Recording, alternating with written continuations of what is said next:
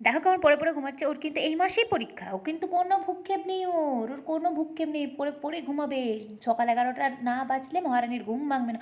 আমি এখন কিছু বলব না। কিচ্ছুটি বলব না আমি। আগে রেজাল্টটা বার হোক, তারপরে আমি ওকে বলব যে কী বলতে হয়। দেখো, উঠেছে তো উঠেছে, তারপরে আবার এই ব্রাশ নিয়ে দাঁড়িয়ে থাকবে। যে কোনো উপায়ে টাইমটা নষ্ট করতে পারলেই হচ্ছে। কারণ মা তো জানে, মা দুপুর হলে খেতে ডাকবে, আর কিছু বলবে না। লোকের ছেলেরা বই খাতা গুছিয়ে রাখে, ও তো তারপরে ১ ঘন্টা বই খাতাই খুঁজে যাবে, খুঁজেই পাবে না। ভালো করে রাখলে তবে না খুঁজবে।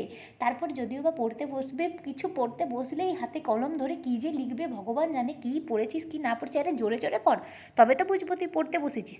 তারপরে তো রাজ্যের কাজ, বাথরুম যাবে, জানলার ধারে দাঁড়াবে, জল খাবে, যত যা কাজ আছে করবে। আমি এখন কিচ্ছুটি বলবো না, আমি এখন কিচ্ছুটি বলবো না।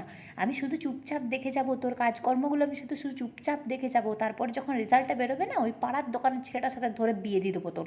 দেখবি কী রকম লাগে, যাবি বাসন মাজবি আর থাকবি।